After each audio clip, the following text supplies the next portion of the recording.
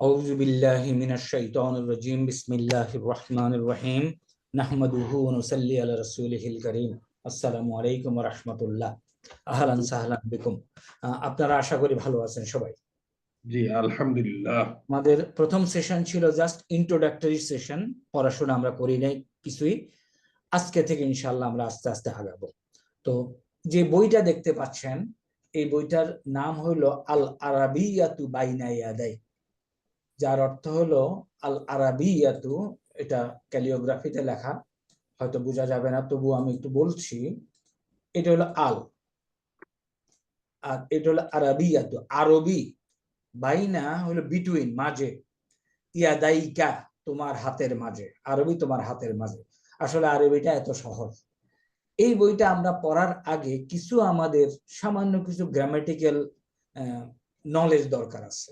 এই জন্য আমরা আসলে এইটা শুরু করার আগে সামান্য কিছু গ্রামার এবং টিডবিটস যেগুলি দিয়ে আমরা এটা ফলো করতে পারবো। এটা ফলো করার পরে আমরা ইনশাআল্লাহ যেখানে যাব সেটা হলো আমাদের হলি কোরআন। এইখানে চলে আসবো আমরা, এটাতে চলে আসবো। আপনারা যদি দেখেন সূরা ফাতিহা যদি দেখেন, আমি একটু পড়ে যাচ্ছি এবং কিছু জিনিস আপনাদের কাছে এখন উপস্থাপন করব। বাইজের বি বিসমি মানে লিখছে নামে, ওকে। আল্লাহি, আসলে শব্দটা আল্লাহু আমরা জানি, তাই না? এখানে হয়ে গেল আল্লাহি, ওকে। আচ্ছা, আবার যখন পড়তে যাই বিসমিল, মিমটা গিয়ে লামকে ধরলো। দেখেন আলের কোনো ব্যবহার পাচ্ছি না, এখানেও কিছু আছে, ওকে। তাহলে বিসমিল্লাহির, হাটা গিয়া কাকে ধরলো? আবার লামকে ধরলো, আলিফ লাম নাই, ওকে। আলিফ লাম নাই, ওকে। আমি আচ্ছা, আমি সবাইকে মিউট করে দিই, তারপর আবার যখন ডিসকাশন করব তখন আমরা ইয়ে করব। তাহলে যেটা বলছিলাম, জাস্ট পড়তে যাচ্ছিলাম, বিসমিল্লাহির রহমানির রহিম। এই যে পড়তে গেলাম, প্রথমে দেখলাম বাইজের বি আর ইসমি, এখানে জের অর্থে লিখলো নামে, তাহলে এখানে নাম আছে এবং এ কথাটা আছে। দেখব আমরা জানি আল্লাহু, এখানে হলো হি, এই একটা অংশ গেলাম। আবার দেখেন বিসমিল মিল, মিম গিয়ে কাকে ধরলো? লামকে ধরলো, তাই না? মিম গিয়ে আপনার ধরলো, এই মিমটা গিয়ে লামকে ধরলো, তাহলে মাঝখান দিয়ে আলিফ লামটা পড়লো না। কেন পড়লো না? এগুলি আমাদের চিন্তা করার বিষয় আছে, হ্যাঁ। এরপরে দেখেন আবার এখানে হাটা গিয়া র কে ধরলো, এখানে আলিফ লামটা পড়লো না। নুনটা গিয়ে আবার র কে ধরলো, এখানে আলিফ লামটা পড়লো না। তাহলে হয়ে গেল কি? আমরা এটা জানি, বিসমিল্লাহির রহমানির রহিম। এই জিনিসগুলি কেন হচ্ছে এটা আমরা শিখবো ইনশাআল্লাহ। আবার যখন আমরা এই যে রহিম বললাম, এখানে এসে কিন্তু আমরা এইটার উপরে জজম দিয়ে দিলাম, তাইলে হয়ে গেল রহিম। এর মানে কি? আমরা যেখানে থামি লাস্ট বর্ণে আমরা সাকিন করে দেই, সাকিন করে এটাকে আমরা ওখানে থামি, তাহলে এটা হলো রহিম। এরপরে যদি আমরা পরের আয়াতটা একটু দেখি কি লেখা আছে ওখানে, দেখেন আর রাহ, এইখানে দেখেন আবার আর রাহ, এখানে একটা আলিফ লাম আছে। এই আলিফ লামের আলিফ এবং লাম দুইটি আমরা পড়ছি, হ্যাঁ, তাই না? আর রাহ, আলহামদু, আলটা পড়ছি, লিল্লাহি রব্বিল, এখানে গিয়ে আবার এই আলিফ লামের এই আলিফটা পড়ছি না, লামটা পড়ছি। আলামিন, মিমের উপরে গিয়ে নুনের উপরে গিয়ে আমরা সাকিন করে দিচ্ছি। কেন এসব করছি সেই জিনিসটা আমরা আস্তে আস্তে দেখবো ইনশাআল্লাহ, ওকে। এটা দেখার উদ্দেশ্যই আমাদের কোর্স, এবং এখান থেকে যেন আমরা এই অ্যাপসটার সাহায্য নিয়ে অতি সহজে এটাকে আমাদের হাতের কাছে টিচার, হাতের কাছে ইনস্ট্রাক্টর ধরে আমরা এটার ব্যবহার শিখে আমরা ইনশাআল্লাহ 32 ক্লাসের পরে আমি আপনাদেরকে বলতে পারি ইনশাআল্লাহ, আল্লাহ আমাদেরকে তৌফিক দিলে আমরা কোরআন বোঝা শুরু করতে পারবো উইথ লিটল ডিফিকাল্টিস। তখন এটা আমাদের জন্য বড় কোনো সমস্যা হবে না। তাহলে আমরা কেন এবং কিভাবে এটা পড়বো সেখানে আমরা গেলাম। চলেন সর্বাগ্রে আমরা একটু আরবি আলফাবেট গুলি দেখি।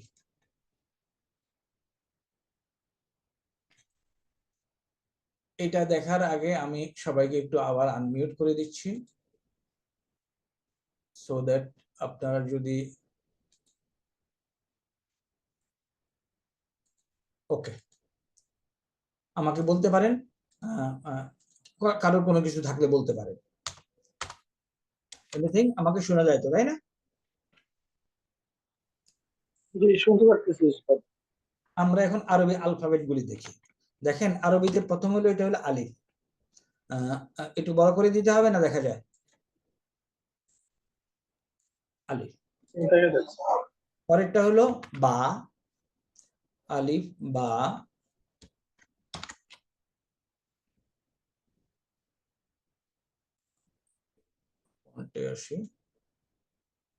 ওকে, আলিফ বা। তারপরে এটা হলো তা, তা, জিম, হা, খ, দাল,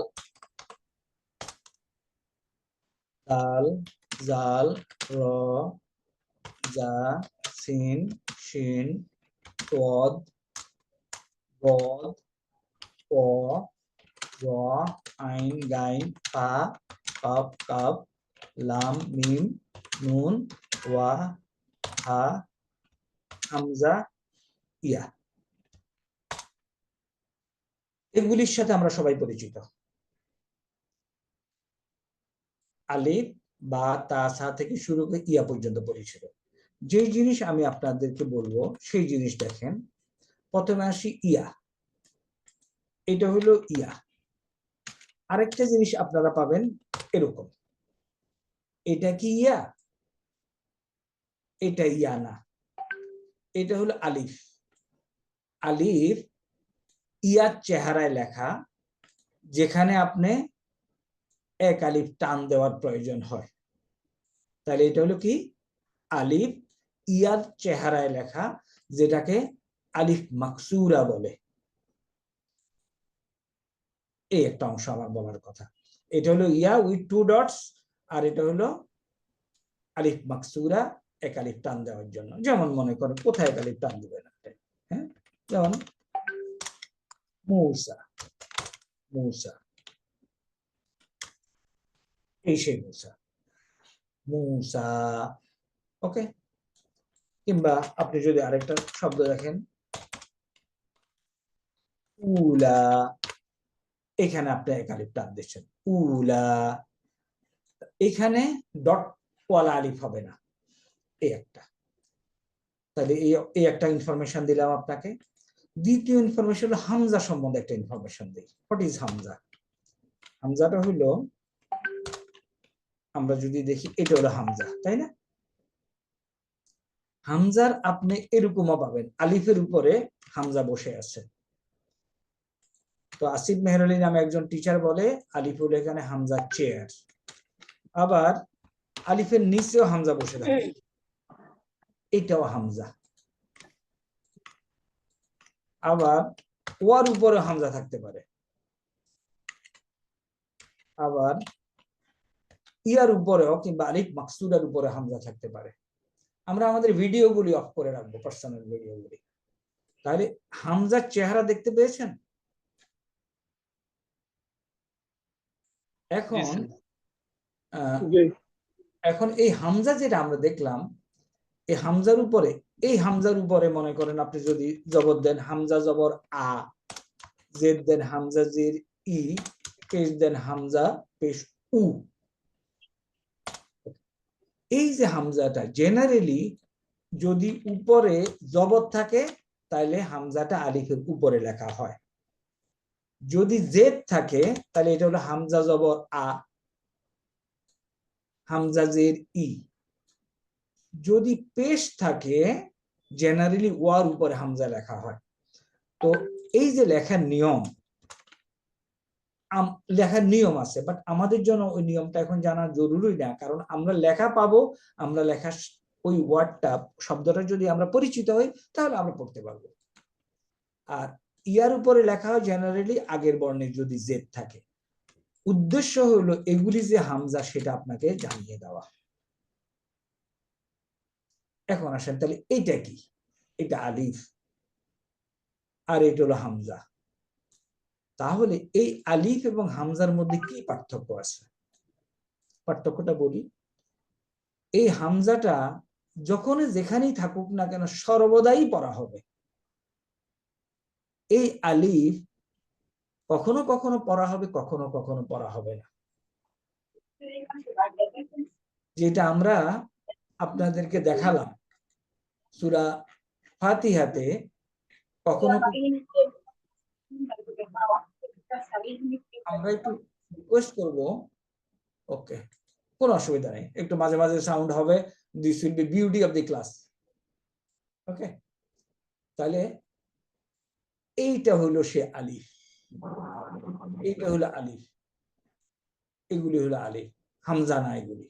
ওকে, তাহলে এটা কখনো কখনো পড়বো, কখনো কখনো পড়বো না। তাহলে কখন পড়বো? এই আলিফটা পড়বো যদি সেন্টেন্সের মাঝখানে থাকে। দেখেন এখানে আমরা পড়তেছি, পড়বো না, সরি, এই আলিফটা পড়বো না যদি এটা যেখান দিয়ে পড়তেছি সেন্টেন্সের মাঝখানে থাকে। আর কখন পড়বো? যদি একক শব্দ পড়ি, মনে করেন এই শব্দটা যদি আমাকে পড়তে বলা হয়, কি পড়বো তখন? তখন এই আলিফটা পড়বো শুধু একক এই শব্দটা যদি আমাকে পড়তে বলা হয়। আর রহমান, যদি এটা পড়তে বলা হয় আর রহিম। এখানে লামটা পড়লাম না আবার, কিন্তু কেন পড়লাম না এটার আলাদা নিয়ম আছে, আমরা পড়বো ইনশাআল্লাহ। তাহলে আর রহমান আর রহিম একক শব্দ হিসাবে পড়লে ওই যে আলিফ, ওই আলিফটা পড়ব। যদি সেন্টেন্সের মাঝখানে আসে পড়বো না। তাহলে যদি সেন্টেন্সের শুরুতে হয় এই শব্দটা, আমরা পরবর্তী আয়াতে যেমন দেখলাম আলহামদু সেন্টেন্সের শুরুতে হয়েছে, সুতরাং এটা আমাদেরকে পড়তে হবে। এখন দেখেন ওইখানে কিন্তু আর রহমানের এটা পড়লাম না, লামটা পড়ি নাই। আর এইখানে আলহামদুর আগে লামটা পড়ছি। খুব সুন্দর একটা টেকনিক আছে, আমরা শিখব। ওকে, আইনের এইখানে আলটা পড়ছি, কিন্তু যখন আর রহমান ছিল, আমি যদি আপনাদেরকে দেখাই, ওখানে লেখাটা ছিল আর রহমান, এটা পড়ি নাই, বাট এখানে কিন্তু পড়ছি। তাহলে এই যে আলিফ পড়া এবং লাম পড়া, এইটা কি, এটা আমরা শিখব। এই পর্যন্ত যা বলছি কোনো ডিফিকাল্ট কিছু বলি নাই, কোনো কিছু আপনাদের যে মাথার মধ্যে ঢুকতেছে না তা কিন্তু না। Am I correct? আমাকে একটু জানাতে পারেন। Up to this we are going smoothly or not? জি স্যার। আমরা স্মুথলি যাচ্ছি আলহামদুলিল্লাহ। তাহলে এখন আমরা আমাদের এখানে আসলাম, এই জিনিসগুলি দেখলাম। এখন দেখেন একটা ছোট্ট জিনিসে আসি, ছোট ছোট করে আমরা কনসেপ্ট শেখার চেষ্টা করব। আমরা বলছি কিতাবুন, এই কিতাবুন মিনিং কি? What is the meaning of কিতাবুন? এটা হলো এ বুক, এ বুক। ওকে, এখন কিতাবুন যদি এ বুক হয়, আমাদের কোনো সময় দা বুক লিখতে হতে পারে। তাইলে দা বুক আরবি কি লিখবো? আচ্ছা, এইখানে এই কিতাবুনের আগে আমাদেরকে তানভিন শিখতে হবে। আমরা জেদ জবর পেশ জানি, জেদ জবর পেশের সাথে আমরা পরিচিত।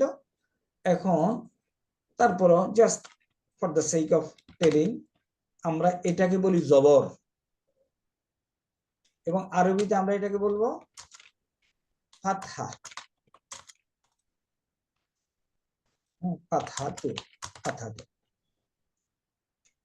ফাতহা আমি প্রায় অল্টারনেটিভলি বলবো, আপনাদের মাথায় চলে আসবে ফাতহাতুন, ফাতহা।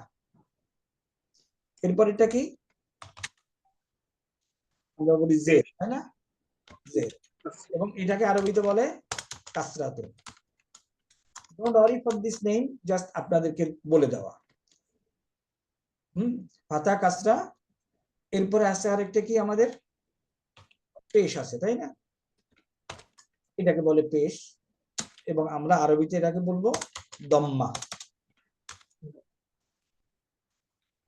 দম্মাতুন। তাহলে ফাতহা, কাসরা, দম্মা, এই শব্দ নিয়ে আপনাদের এখন বিচলিত হওয়ার দরকার নাই। জেদ জবর পেশ আমরা চিনতে পারি। এখন আসি তানবিন। তানবিন কাকে বলে? তানবিন হলো দুই জেদ, দুই জবর এবং দুই পেশকে তানবিন বলে। ওকে, তানবিনের মধ্যে দুই জবর, দুই পেশ, দুই জবর আছে, তারপরে কি আছে? দুই জের আছে, তারপরে কি আছে? দুই পেশ। দুই পেশ আছে। দুই জবর, দুই পেশ এবং দুই জেরকে তানবিন। তানবিন বলে। ওকে, তাহলে যখন একটা করে চলে যাবে তখন এগুলি জবর পেশ হয়ে যাবে। তাহলে জেনে রাখেন ওয়ান্স ফর অল, এই যে কিতাবুন লিখলাম এর শেষে তানবিন আছে, তাই না? তানবিন আছে। এই তানবিন যদি কোনো শব্দের শেষে থাকে তাহলে শব্দটা হলো অনির্দিষ্ট। অনির্দিষ্ট। তাইলে তানবিন যুক্ত শব্দ হলো অনির্দিষ্ট। আচ্ছা, যে কোনো নাউন, সাধারণত নাউনগুলি তানবিন যুক্ত হয়, ব্যতিক্রম তো থাকবেই। এখন যদি অনির্দিষ্ট এ বুক হইল, how do we make the book, সেটার ফর্মুলা কি? সেটার ফর্মুলা হলো, তাহলে দি আর্টিকেল লাগাতে হবে। তাহলে আমরা এটারে বলবো আল আল কিতাব নাকি বুন, আল কিতাব। আল কিতাবুন দি বুক। তো দেখেন তো কমন সেন্সে বলে কিছু একটা ভুল আছে। ভুলটা কি? এখন আসি। এটা হলো অনির্দিষ্টতার চিহ্ন, তাই না? আলাপ করেছিলাম একটু আগে। আর আলকে বলতেছি নির্দিষ্টতার চিহ্ন। তাহলে একটা শব্দ এট দি সেম টাইম নির্দিষ্ট এবং অনির্দিষ্ট হবে নট পসিবল,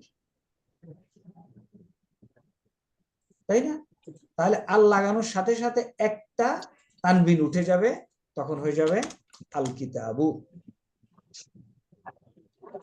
এবং এখন হয়ে গেল দি বুক।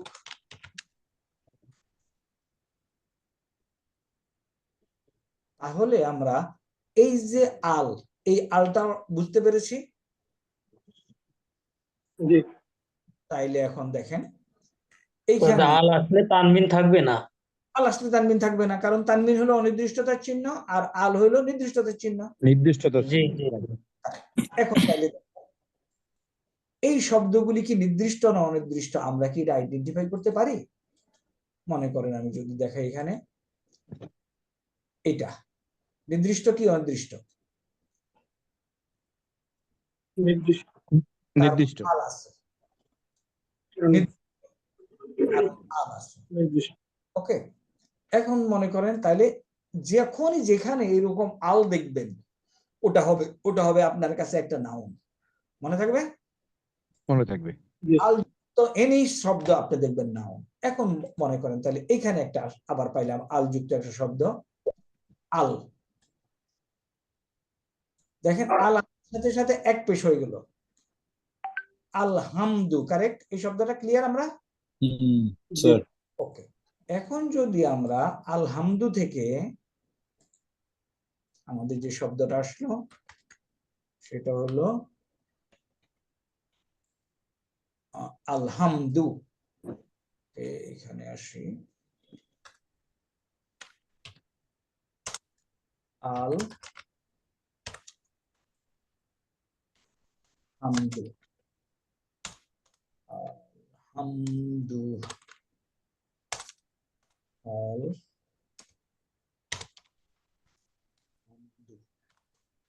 এখন আমাকে বলেন তো আলহামদু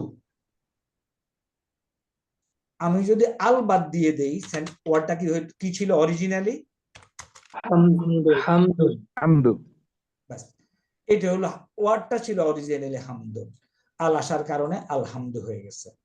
আলহামদু, হামদুন হলো প্রশংসা, আলহামদু হলো প্রশংসাটি।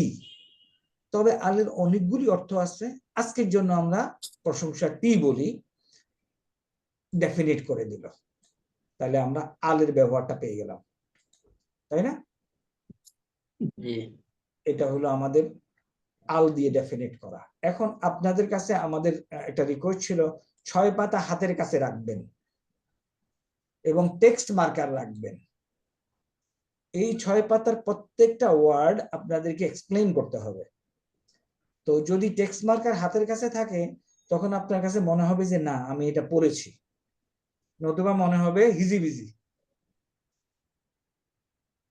ওকে, তাহলে বললাম আমরা একটু আগে সেই অংশটা এখানে দেখেন, এটা এখন টেক্সট মার্কার দিয়ে দাগিয়ে ফেলেন। আমরা বলছি নাউন ইনডেফিনিট ডেফিনিট, আরবি হলো আন-নাকিরা আল মারিফা। এই দুটার জন্য ডোন্ট ওয়ারি ফর নাও।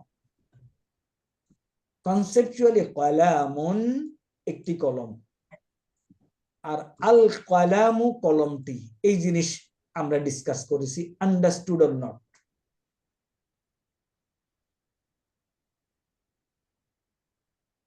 বলেন কারো কোনো ডাউট আছে কিনা?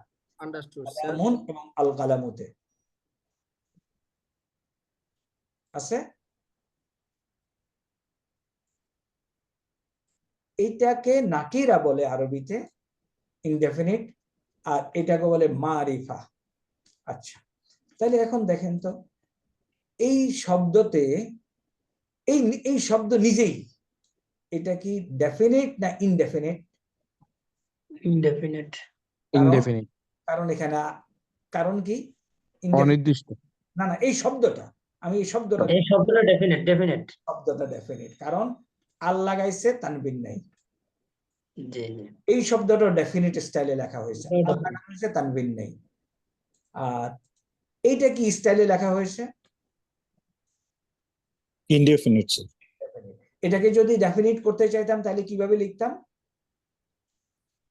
আল ইসমুন আল ইসমু, আল ইসমু। ব্যাস, এই কথাটা আমার বলার কথা ছিল। এখন আল ইসমু, রাইট। এই পর্যন্ত। এখন আসেন আমরা এটার দিকে একটু তাকাই। এটাকে বলছি কিতাবুন। এখন আমি যদি একক শব্দ হিসাবে থেমে যাই, আমি আপনাকে কি বলি? আমার কিতাবটা দাও, কিতাব, তাই না? কিতাব। কিতাব, এর মানে কি আমি এখানে সুকুন করে দিলাম। তাহলে আমি যদি আপনাকে বলি কিতাবুন, আমি পুরাটা উচ্চারণ করলাম। আর আমি যদি বলি কিতাব, এর মানে আমি ওখানে থামলাম। একক শব্দ হিসাবে আমি আপনাকে কিতাবুনও বলতে পারি, ফর ইউর ক্লিয়ার আন্ডারস্ট্যান্ডিং কিতাবও বলতে পারি। ওকে, এখন আসি, আমি যদি আরেকটা শব্দ বলি, মনে করেন মুসলিমুন, এটা মুসলিমুন, তার যার অর্থ হলো একজন মুসলমান। তাহলে দি মুসলিম কেমনে বলবো? আল মুসলিম আল মুসলিমু, মুসলিমু আল মুসলিমু, এই একটা অংশ। এখন আমি উচ্চারণের জন্য আমি এভাবে বলতে পারি মুসলিমুন, লেখা থাকবে এরকম, আমি আপনাকে বলবো মুসলিমুনও বলতে পারি, মুসলিমও বলতে পারি। খেয়াল করেন, এইটা লেখা থাকবে, এইটা লেখা সম্ভব না, লেখাতে এইভাবে আসবে না, লেখাতে কিতাবুন লিখতে হবে। আপনি এটাকে বলতে পারেন কিতাবুনও বলতে পারবেন, কিতাবও বলতে পারবেন। মুসলিমুন, মুসলিম, এটাও বলতে পারবেন। ওকে, ধরা গেছে কিনা? আমি আপনারা আমাকে আটকাবেন যদি মনে করেন যে না স্লো যেতে হবে, ডেলিভারেট করতে হবে, আমি থামবো। তাহলে এই যে মুসলিমন বললাম, এ হলো কিন্তু একজন পুরুষ মুসলমান। তাহলে আমাদের মহিলা মুসলমানের আরবি লিখতে হতে পারে, মুসলিমা, কেমনে লিখবো? মুসলিমাতুন। মুসলিমাতুন। এমন একটা ফর্মুলা হইল পুরুষবাচক শব্দের সাথে গোলতা লাগিয়ে দিলে মহিলাবাচক শব্দ হয়। একটু কাইন্ডলি নোট করে ফেলেন। আই হোপ কি লাগিয়ে দিলে স্যার? কি লাগিয়ে দিলে স্যার? এই গোলতা, এটাকে গোলতা। গোলতা পুরুষবাচক শব্দের সাথে মহিলা গোলতা লাগিয়ে দিলে মহিলাবাচক শব্দ। মহিলাবাচক শব্দ হয়ে যায়। আই হোপ আপনারা with books, pen and paper, please note it. এবং আমি আশা করি আপনারা ডিটারমিন ডিসিশন নিয়ে আসছেন, 32টা ক্লাস করবেন এবং এবারের জন্যই ইনশাআল্লাহ। আমরা ইনশাআল্লাহ কোরআন বোঝার চেষ্টা করব। তাহলে আমি এখন এটাকে বলবো কি মুসলিমুন অথবা মুসলিম, একজন মুসলমান। পুরুষবাচক শব্দের সাথে গোলতা লাগিয়ে দিলে মহিলা শব্দের সাথে জেনারেল লাগিয়ে দিলে ওকে। তবে মহিলাবাচক শব্দ সব হয়ে যায়। পুরুষবাচক শব্দের সাথে গোলতা লাগে না। ওকে, আচ্ছা এখন আসে, আমি বলছি মুসলিমুন, আমি যখন এটাকে উচ্চারণ করব আমার এইভাবে উচ্চারণ করার সুযোগ আছে। মুসলিম, এটা লিখতে পারবো না মুসলিম, কারণ আমি এখানে থামলাম। এখন এইখানে যদি আমি থেমে যাই তাহলে কি উচ্চারণ বলেন? এখানে একটা ছোট্ট গ্রামার আছে। আমি মুসলিমা ছিল, আমি এখানে থামতে চাই, এরকম করব, তাই না? মুসলিমাত। মুসলিমাত, খেয়াল করবেন এই গোলতার যখন থামা হয়, এই গোলতায়ের উপর যখন থামা হয় তাটা তখন হা হয়ে যায়। মুসলিমা, মুসলিমা। তাইলে মুসলিম, মুসলিমা, এই মা বলার পরে মুসলিমা আপনি নিজের সেন্সে এবং উচ্চারণে যেমন একটা হা থাকে, মুসলিমা। জি স্যার, গোলতাটা উচ্চারণ হবে না, এখানে হা যুক্ত হয়ে যাবে। হা হয়ে থামার জন্য, কিন্তু আপনি এগুলো লিখতে পারবেন না, লেখা নট পারমিসেবল। আপনাকে লিখতে হবে, উচ্চারণের সময় বলতে হবে মুসলিমাতুন, আমি এখানে থামতে চাই মুসলিমা। তাহলে আমি যদি আমি এটাকে কি বলবো আপনাদেরকে পড়ানোর সময়? ফাতহা, ফাতাহ, কাসরা, কাসরা, দাম্মা। তাইলে আমি অল্টারনেটিভলি বলতে থাকবো, আজকেই আপনি মুখস্থ করে ফেলতে হবে ফাতহা মানে জবর, নট ডোডরি। আমি জবর ফাতহা, কাসরা, আমি কেন এটাকে কাসরা বলবো সেই এক্সপ্লেনেশন দিলাম এতক্ষণ। ফাতহা, কাসরা এবং দম্মা, আল শিখলাম। এই পর্যন্ত আমরা বুঝতে পেরেছি কিনা? ইনশাআল্লাহ। কোনো ডাউট এনিওয়্যার, এনিবডি? আগাবো ইনশাআল্লাহ আগান। ঠিক আছে, সবার মতামত নিয়ে আগান। আমরা আস্তে আস্তে ইনশাআল্লাহ আগাবো, দেখবেন ইউ উইল ফাইন্ড ইন্টারেস্ট। আচ্ছা, এই যে আমরা একটা মুসলিমুন শব্দ নিয়ে আলাপ করছিলাম, মুসলিমুন, কয়জন মুসলমান এখানে? একজন মুসলমান। একজন। আচ্ছা, আমার যদি কোনো সময় প্রয়োজন হয় দুইজন মুসলমান আরবিতে লেখা, কেমনে লিখবো? মুসলিমুন, মুসলিমান। আচ্ছা, কোন সময় যদি আমার প্রয়োজন হয় দুইজন মুসলমান আরবিতে লেখা, জেনে রাখেন আমরা এইভাবে লিখব, মুসলিমানি। এবং যদি বহু বচনে অনেক মুসলমান আরবিতে লেখার দরকার হয়, আমরা লিখবো মুসলিমুনা। মুসলিমুনা। তাহলে এখানে কি শিখলাম আমরা এক শিখলাম বচন, দ্বিবচন, দুই বচন, বহুবচন। এটা বহুবচন। একটা শব্দ,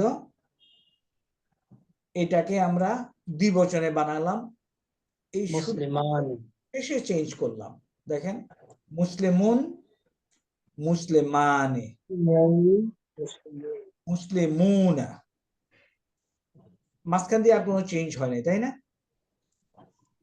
এই চেঞ্জটা সহি সালামতে হয়েছে না, উইদাউট ডিফিকাল্টিস? উস্তাদ এই দুই বচন ও বহুবচনের ক্ষেত্রে শুধু ওই মা দেশে গেল, একালি মা দেশাতে হয়ে গেল। আমি বলবো যে আমরা শুধু চেহারাটা খেয়াল করি, তাইলে এই চেহারা অনুযায়ী বাকিগুলি আমরা পারবো। মনে করেন মুসলিমুন আপনি করলেন, এখন আপনাকে কাফের লিখতে হবে, কাফিরুন, তাহলে দুইজন কাফের কি করব? কাফিরানি, কাফিরানি, কাফিরুনা। মুসলিমুনকে দ্বিবচন যেভাবে বানালাম একই স্টাইলে আমি কাফিরুন, তাহলে কাফিরানে, কাফিরানি, কাফিরানে। ওকে, তাহলে বহুবচন কি হবে? কাফিরুনা। কাফিরুনা। ফিনিশ। কাফিরুনা। ব্যাস, এই হলো আমার সূত্র। তাহলে মনে করেন একজন মোমেন, মুমিনুন, মুমিনানি, দ্বিবচন কি? মুমিনুনা।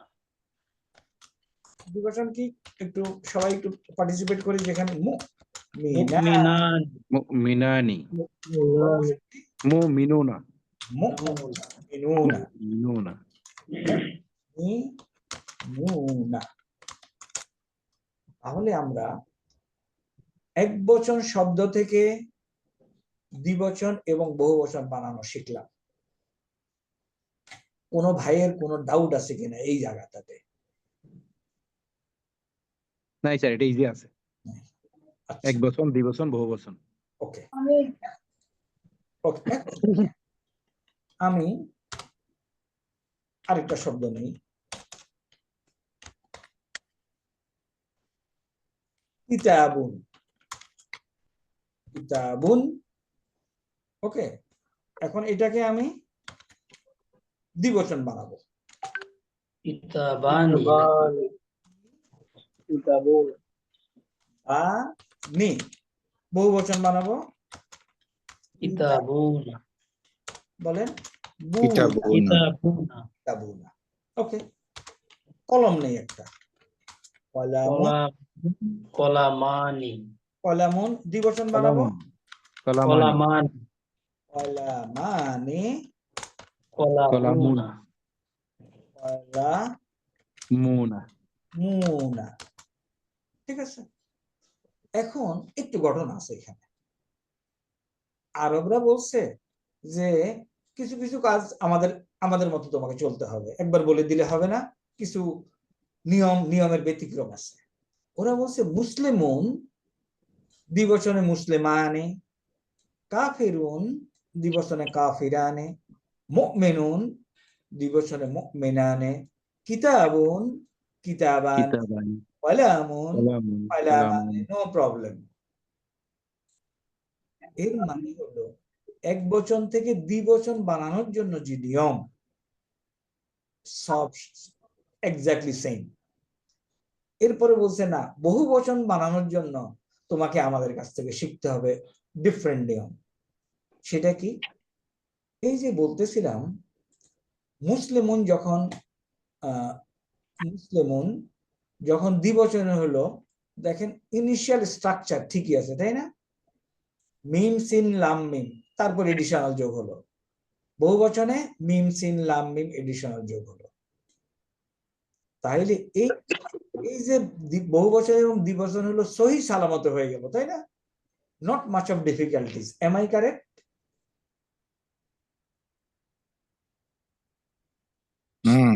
Correct sir.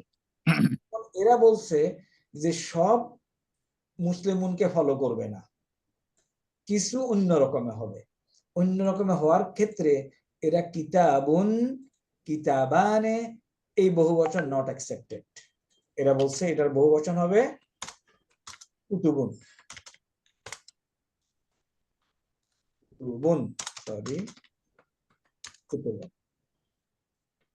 আর কলামুন এটার বহু বচন ধরে বলছে আকলামুন। তাহলে এখানে ঘটনা কি? ঘটনা হইলো এক বচন থেকে দ্বিবচন বানানোর নিয়ম সেম,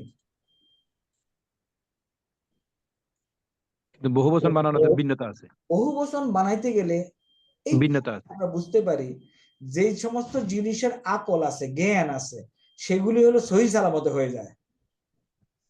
মুসলিমন আকল আছে, মাথায় বুদ্ধি আছে, কাফের বুদ্ধি আছে, মুমিনুন বুদ্ধি আছে, তাইলে এগুলি সহি সালামতে হয়ে যায়, তাই না? আর এগুলি বহু বচন আর সহি সালামতে হইল না। তাইলে বাংলায় এটা সহি সালামত হয়ে যাওয়া শব্দটা স্যার বুঝতেছি না, একটু বলবেন একটু। সালামত হলো ইজিলি, ইজিলি, ইজিলি। ইজিলি। এইটা কি স্যার, এটা কি জড় পদার্থ এই জন্য? Correct, correct, you are very correct. তাইলে সহি সালামতে হবে, আমার একটা প্রশ্ন আছে দাদা। সহি সালামতে হবে যার আকল আছে, বহু বচন। আর সহি সালামতে হবে না যার আকল নাই। এখন নাই। এই জন্য তাহলে যে মানুষ ফেরেশতা বাদে মনে করেন যে জড় অবস্থা যেমন কালবন, কুকুর, এই ধরনের ওরা তো জীবিত, তো ওরাও তো এক হিসেবে আকল ছাড়া, না, ওরাও কি ওগুলিরও এরকম হবে। ওগুলো মনে করেন যে কুতুবুন এই এক্সট্রা চলে আসবো না? ওগুলি আগে আগে আমি বলে নেই, যার আকল নাই তারা এই দিকে পড়বে, আর যেগুলির আকল আছে তারা এই দিকে পড়বে। এই পর্যন্ত ক্লিয়ার? আচ্ছা, এখন দেখেন এই যে কিতাবুন, এটার বহু বচনের চেহারা হলো এটা কুতুবুন। কলামুন এটার বহু বচনের চেহারা হলো আকলামুন। বলতে পারি যে বহু বচনের নির্দিষ্ট কোনো চেহারা নাই। আপনাকে বহুবচনগুলি দেখে দেখে শিখতে হবে, এবং আমরা এখন বসে বসে মুখস্থ করবো না, কোনো দরকার নাই। Over a period of time আমরা যখন পড়তে থাকবো আমরা এগুলো শিখে ফেলবো ইনশাআল্লাহ। ইনশাআল্লাহ। তাহলে এখন আপনারা 6 পৃষ্ঠায় যান। 6 পৃষ্ঠা আমরা আজকে এটাও আলোচনা করলাম। এটা দেখেন, বহুবচন জামউন, don't worry for this word now, এটা দেখলেই হলো। তাহলে একটা বললাম জামউন সালিমুন, রেগুলার প্লুরাল, সহি সালামতে যেটা হইল। আর জামউন মুকাসসারুন, এটা হলো ব্রোকেন প্লুরাল। আপাতত আমরা বহুবচন, রেগুলার এবং ব্রোকেন, এই কনসেপ্টটা ক্লিয়ার কিনা?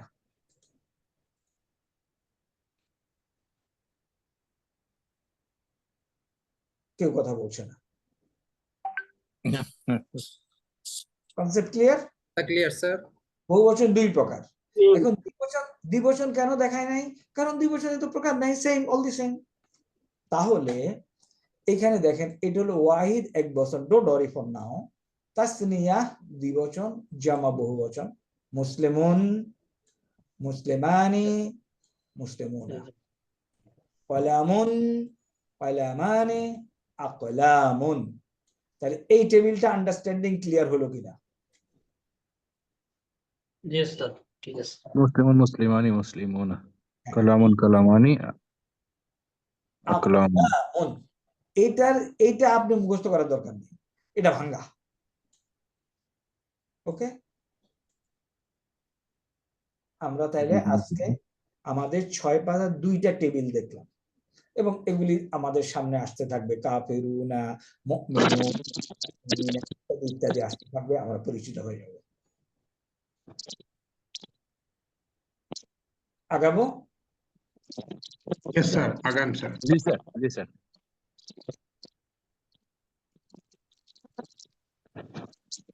আমরা এই যে বর্ণগুলি পড়তেছিলাম,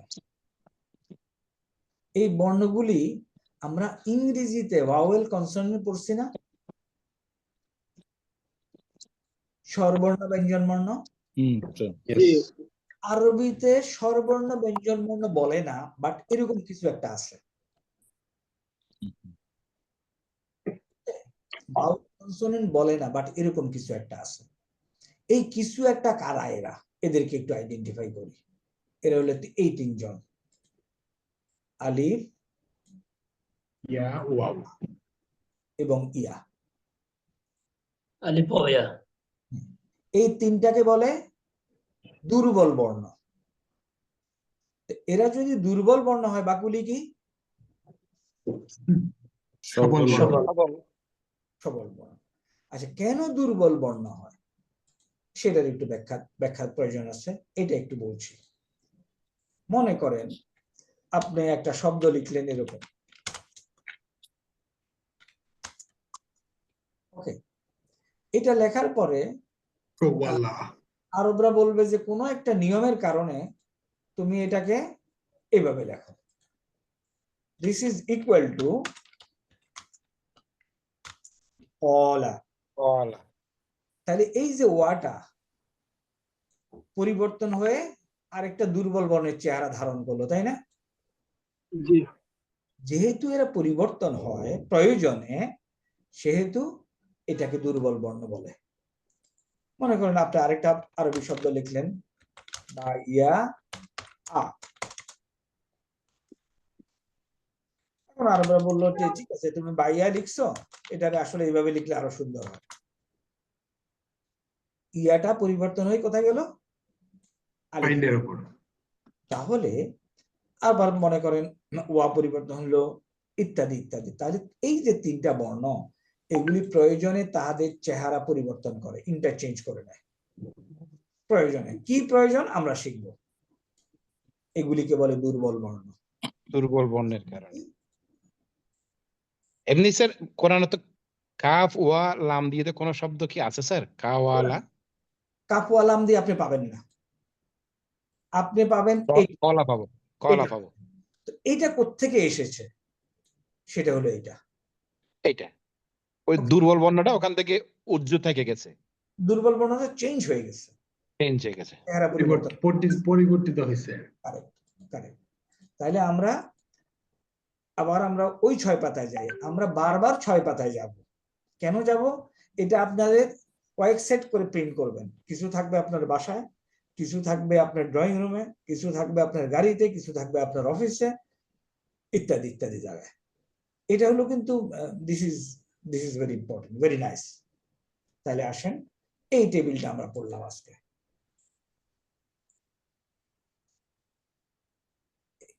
আলফাবেট আরবি, এখন ডোন্ট ওয়ারি ফর আরবি। হুরুফুল ইল্লা, এটা মনে রাখতে পারেন। ইল্লা, ইল মানে কি দুর্বল না? ইংরেজির ইল, জি সুতরাং এটা হলো দুর্বল বর্ণ, অবশিষ্টগুলি সবল বর্ণ। তাহলে আমরা এই একটা টেবিলে পড়লাম, ওকে। ওয়া আলিফ ইয়া ওয়া আলিফ। দুর্বল বর্ণ, আজকে অবশিষ্টগুলো 26টি সবল বর্ণ। এই পর্যন্ত আজকে যা পড়লাম, এমন কোন কঠিন কথা বলে ফেলছি? না স্যার, অনেক ইজি মনে হইলো। না আলহামদুলিল্লাহ। আর একটু এখন আগাবো। যথেষ্ট অনুশীলনের দরকার স্যার, আর কি এমনি সহজ স্যার। হ্যাঁ, যথেষ্ট অনুশীলন না, অনুশীলন না, কিচ্ছুর দরকার নেই, শুধু আপনার সিদ্ধান্তের দরকার। Nothing you need. আপনি যদি সিদ্ধান্ত নেন, বাকিটা আল্লাহ ব্যবস্থা করে দিবে। ইনশাআল্লাহ, ইনশাআল্লাহ। সিদ্ধান্ত না নিলে আপনি যতই সময় দেন লাভ নেই। ইনশাআল্লাহ। ওকে, দেখেন আরবিতে 60% জ্ঞান আমাদের জানা আছে। প্রমাণ চান?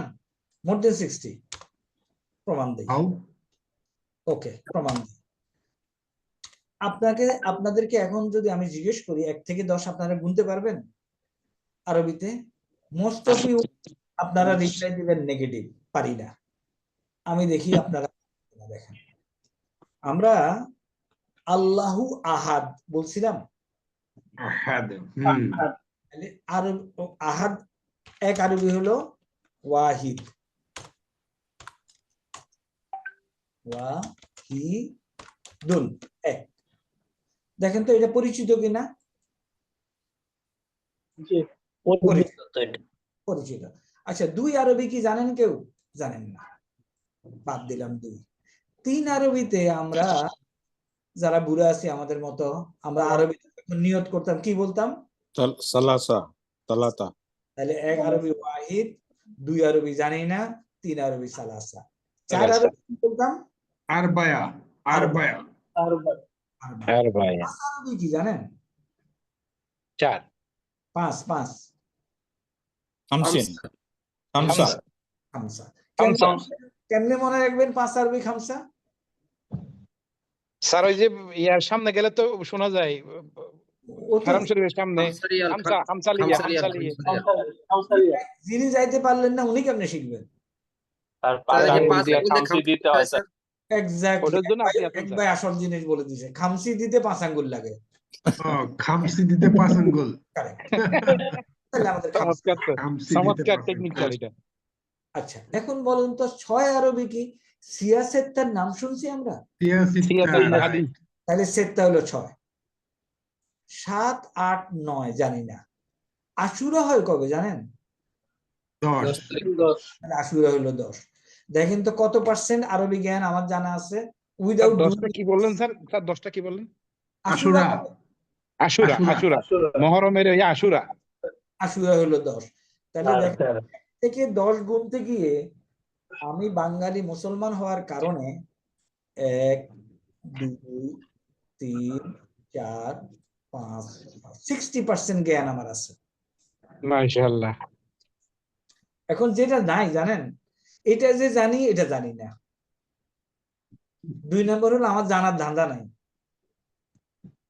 জি স্যার দেখছেন আল্লাহ কত সহজ করে দিছে আমাদের জন্য।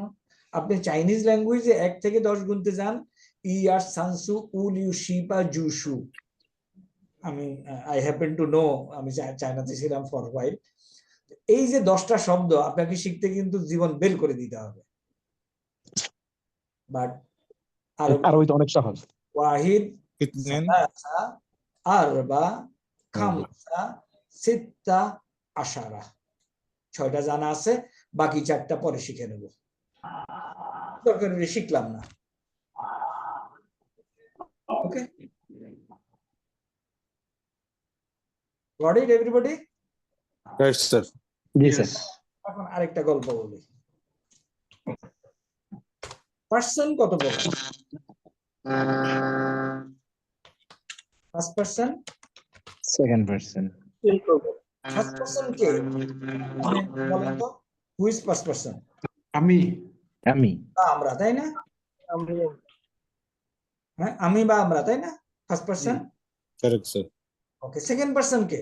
জি তুমি বা You. তোমরা। তুমি বা তোমরা, You. যারা বা আমার তোমরা। সামনে হাজির আছে, তাই না?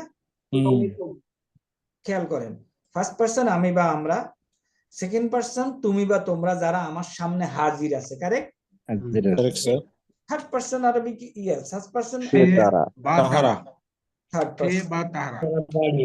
হে বা তাহারা। সে বা তাহারা যারা আমার সামনে নাই, গায়েব সামায়া, তাই না? গাইব জি স্যার অনুপস্থিত আমি এই পর্যন্ত আপনাকে যে কথা বলছি এটা পড়তে গিয়া এমন কোনো কিছু বলছি আপনি বুঝেন নাই? না না, স্যার পয়সা বলে এখন আমাকে বলেন, আপনারা যদি বুঝেই থাকেন, বলছেন আমাকে বুঝছেন, পার্সন 3 প্রকার আরবিতে, কি কি বলেন? ফার্স্ট পারসন আমি বা আমরা, সেকেন্ড আরবি, পারসন আরবি। তুমি বা তোমরা, না থার্ড ভাইজান, হবে পারসন না। সে বা তাহারা। আরবিতে পার্সন 3 প্রকার, কি কি?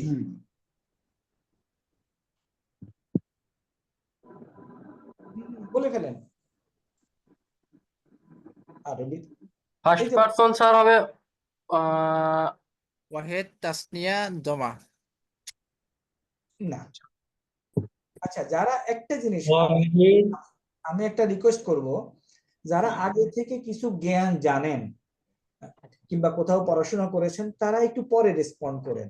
যারা একদম নতুন ভাইরা, দে শুড রেসপন্ড ফার্স্ট। আচ্ছা, এখন আমাকে পার্সন 3 প্রকার আরবিতে আপনারা বলতে পারতেছেন না, অথচ আপনারা জানেন। ওইটা কি হচ্ছে ফাতা কাজটা দম্মা স্যার? না, ফার্স্ট পার্সন হলো যে কথা বলে, তাই না? জি কথা বলেন সেকেন্ড পার্সন যে আমার সামনে হাজির আছে, তাই না? জি জি। আর থার্ড পার্সন যে সময়ের গায়েব, আমি দেখতে পাচ্ছি না, তাই না? দেখতে পাচ্ছি না গাইব Very good. আমি এই পর্যন্ত যেটা বলছি সেটা যদি বুঝে থাকেন, এখন দেখেন পার্সন কাকে বলে।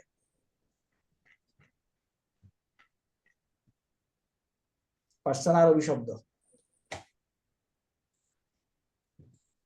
এখানে দেখেন, গায়েব। আমি বলছি গায়েব, আপনারা শুনছেন কিন্তু বলেন নাই। গায়েব হলো থার্ড পার্সন। হাজির বলছি আর কি, আমি আসলে আরবিতে হবে হাদির। তাহলে এই গায়েব আপনি কি আগে থেকে জানেন না এই শব্দটা? জানি তো স্যার। এবং আমি একটু আগে 2 বার বলছি, 3 বার বলছি। হাজির বলছি আর কি, আসলে হাদির বললে সুন্দর হইতো। তাহলে পার্সন 3 প্রকার ইন আরবিক: গায়েব, হাদির, মুতাকাল্লিম। এই 3টা শব্দে, এই যে চেহারা, এই টেবিলে, এই 3টা শব্দ আপনি বুঝতে পেরেছেন কিনা? বুঝতে পেরেছি স্যার। আচ্ছা। হাজির সেকেন্ড এবং পার্সন। পার্সন আরবি হলো শাকসুন। Don't worry for this. আমি আপনাদেরকে রিকোয়েস্ট করব, আমি এই গায়েব, হাদির এবং মুতাকাল্লিম এই 3টা শব্দ আয়ত্তে আনার জন্য। গায়েব, হাদির এবং মুতাকাল্লিম। ওকে, এগ্রিড?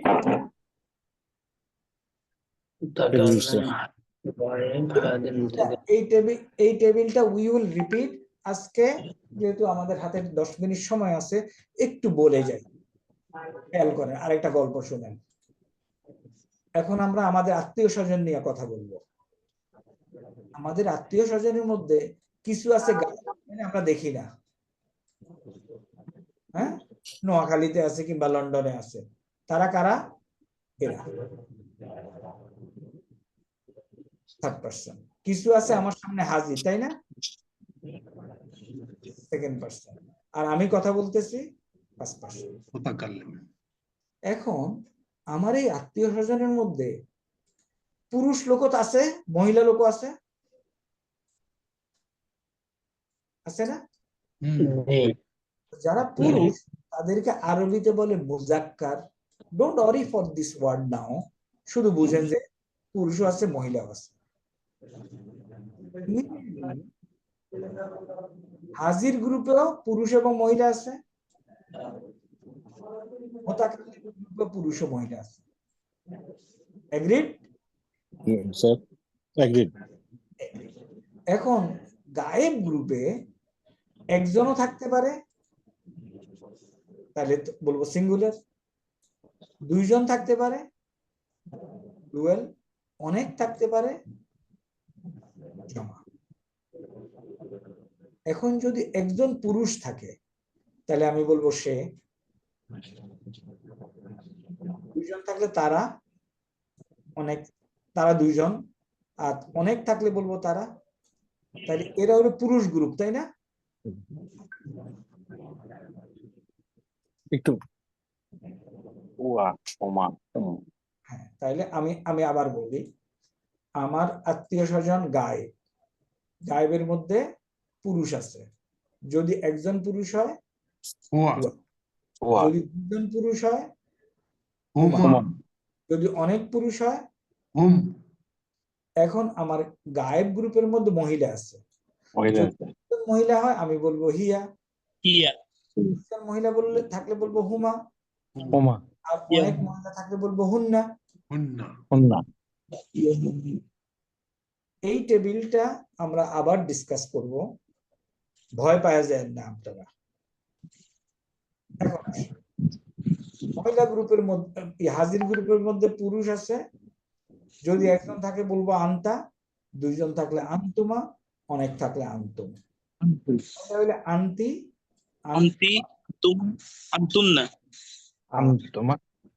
মুজাক্কার গ্রুপের মধ্যে, মুতাকাল্লিম গ্রুপের মধ্যে পুরুষ এবং মহিলাকে একটা শব্দ দিয়ে আনা। দ্বিবচন এবং বহুবচন বলবো নাহানু।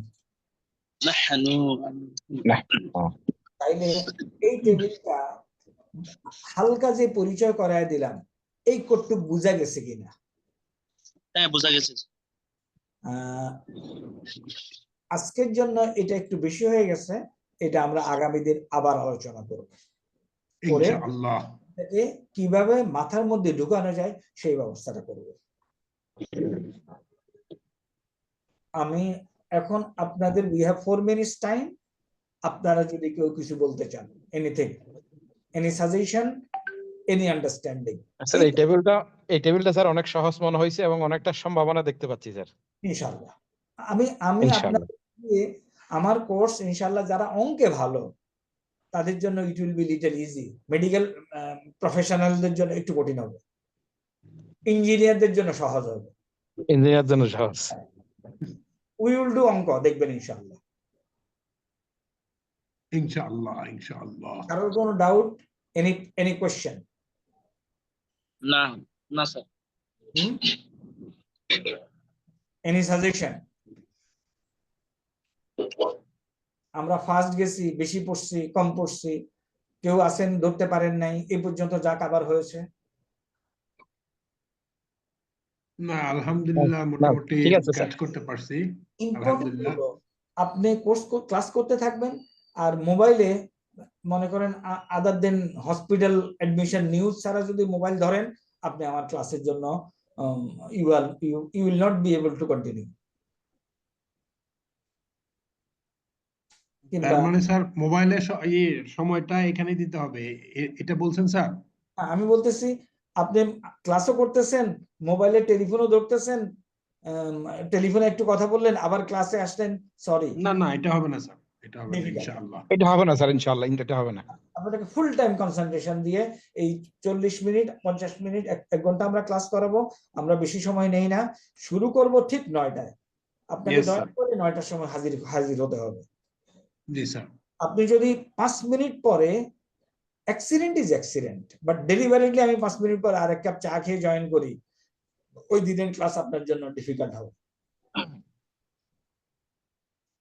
আপনাদের প্রতি অনুরোধ থাকবে, এই আমরা ভিডিওটা দেওয়ার পরে go through the video, share it with your people and make some comments. তাইলে হবে কি আপনার আত্মীয়স্বজন কাছে যাবে। This course is on payment, but আমরা ফ্রি, অ্যাটলিস্ট 80 জনকে ফ্রি করাইতে রাজি আছি। সুতরাং আত্মীয়স্বজনকে দাওয়াত দিতে শেষ করতে পারি ফর টুডে। জি স্যার, জি স্যার, শুকরিয়া। বিহামদিকা আশহাদু আল্লা ইলাহা ইল্লা আনতা আস্তাগফিরুকা ওয়া আতুবু ইলাইকা। আসসালামু আলাইকুম ওয়া রাহমাতুল্লাহি ওয়া বারাকাতুহু। আসসালামু আলাইকুম ওয়া রাহমাতুল্লাহি ওয়া বারাকাতুহু। ওয়ালাইকুম